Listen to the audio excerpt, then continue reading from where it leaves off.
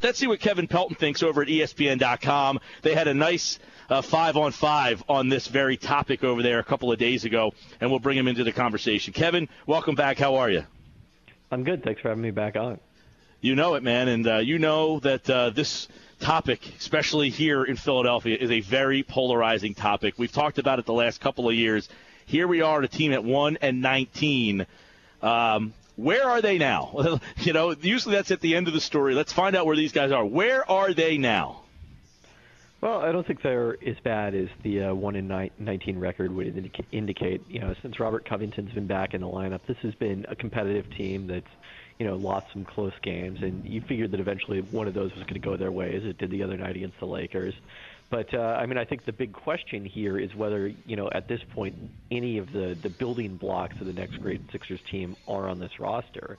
You know, the fact that Okafor and Noel have struggled to play together effectively, I think, to me, is much more of a concern long-term than whatever the record is right now.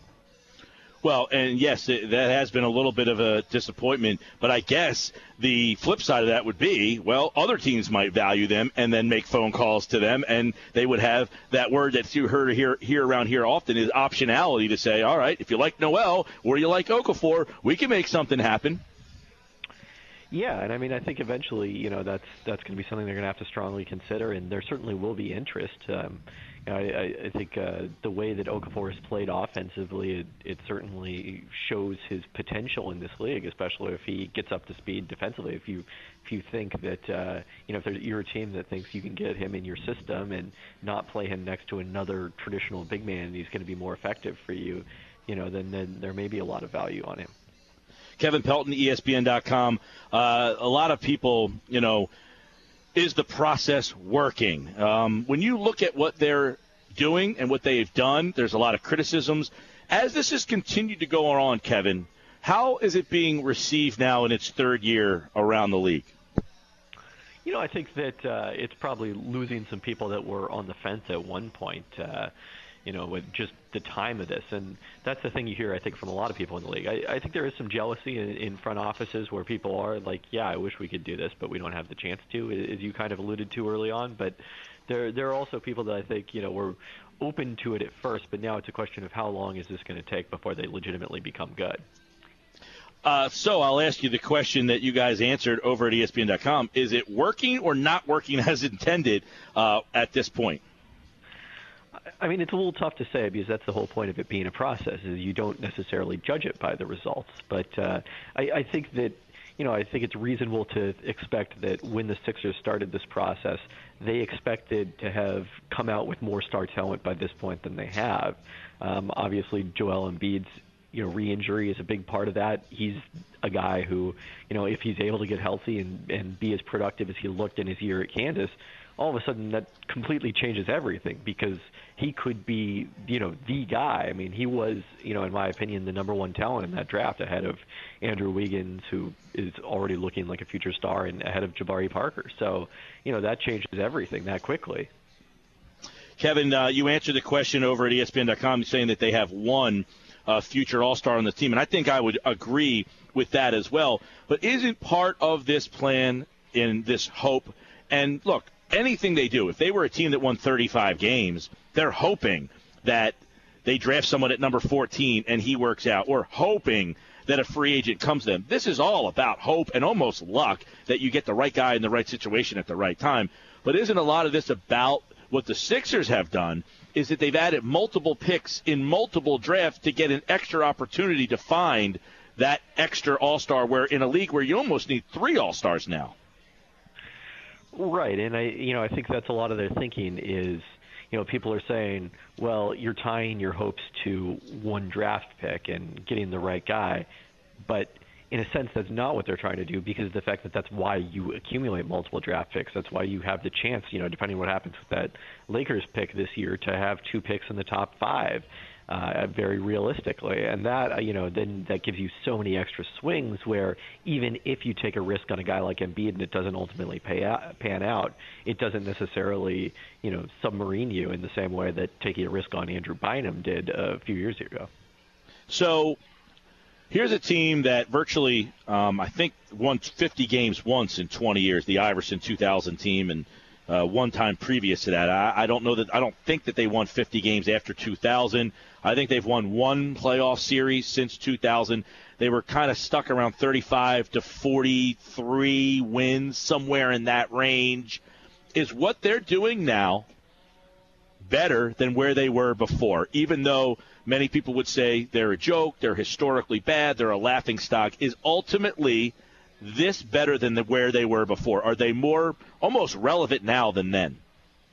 They're definitely more relevant nationally. There's so much discussion about them. It's kind of funny, but yeah, I mean, I think better, is really a matter of perspective in this. It's do you want to take the chance on greatness, even though there's a chance of it not panning out, and there's a cost to these couple of years. And I think what you're describing with the fact that the Sixers were in the middle for so long explains why Philadelphia fans, I think, is a group are generally not as up in arms about this. It's really more outrage from people in the national media and fans elsewhere who are can't believe how someone could do this to their fans. But Sixers fans were ready for it. They welcomed it in many cases. If they could do some things differently over the last couple of years, including to where they are now, what do you think they could have done, tinkered, and changed? Because obviously, and look, I'm on board with what they're doing. I hate that you're allowed to do this, to be honest with you. I think the NBA should try to prevent it. I said I don't have to like the process, Kevin, but I'm willing to admit that I think this is a better way to do it than what you were trying to do before. But that being said, what are some of the things that you think they could have tinkered along the way to change some of the things that they've done? I mean, I think one of the big things would be taking some swings on, mid-level type free agents, guys who you could potentially get on good value contracts, maybe not as value contracts as the 4-year minimum deals like, Robert Covington, who has one of the best contracts in the league. But, I look this year at like what Portland did, I think is a bit of a contrast where, they're rebuilding but not bottoming out. They're remaining competitive, and they were able to get some really good values on, an Ed Davis or an Al Farouk Aminu, picked up Maurice Harkless from Orlando, a guy who was originally drafted by the Sixers. And, those kinds of players where, they're going to be more valuable than what they're getting paid, but not necessarily quite as bottom of the barrel free agents as kind of the Sixers have been looking at with undrafted guys and guys making the minimum. Kevin, let me ask you then, because it's very polarizing here. People have such different opinions, and the people who are negative, believe that this is a national embarrassment. This was a great franchise. Do people in NBA circles look at the 76ers as an embarrassment? Is this an embarrassment to the league? I think they might look at the process that way. I mean, I don't think it reflects on the organization necessarily as a whole. I think it's more imputed to the individuals involved. And obviously, this is a team that, as we mentioned previously, maybe has one All-Star on it. But other than Okafor, do they have pieces? Do they have guys on this team that, through this process, that they have uncovered and found that could be NBA role players or have a role in this league? Well, Covington is the obvious answer here, and it really bothers me when people say, they only have, players or whatever, that comment is. Because first off, they really mean NBA rotation players. All, guys like Jeremy Grant, players of that ilk. I think T.J. McConnell has shown that he's an NBA caliber player. He's probably a bit overexposed to be a starting point guard and averaging 30 minutes a game at this point. But it's unfair to those guys. I mean, Covington is a very good player in this league. I think he could start for a majority of the league's teams at either small forward or power forward. And, he's probably the single greatest success story of this period so far. And, some of the other guys, I think, have the potential to help fill out a rotation. Someone like Hollis Thompson, he's not that good if you're asking him to be your best wing player and create a lot of his own offense. But you put him with better players and just allow him to be in that 3-and-D role, then I think he can have a lot of value in the right situation. Yeah, one guy that's interesting is Stauskas. A lot of people thought, giving him playing time and stuff, that maybe he'd shine. What is your thoughts on him moving forward? We still haven't just seen him make shots, and that's ultimately what he's going to have to do at the NBA level. I mean, that's his best skill. Last year it seemed really to be a confidence issue, and that I think makes a lot of sense in the context of what we've heard about the Sacramento locker room and his relationship with DeMarcus Cousins. So you hope that a fresh start could get him going, and so far it hasn't. But that doesn't mean it necessarily won't. All right, Kevin Pelton, ESPN.com. More on the Sixers. They did a good 5-on-5 with a lot of the other ESPN.com NBA experts over there on this Sixers thing. They asked 5 interesting questions regarding this team moving forward, and as we know here in the Delaware Valley, very polarizing. Kevin, always good to have you on. All right, thanks for having me.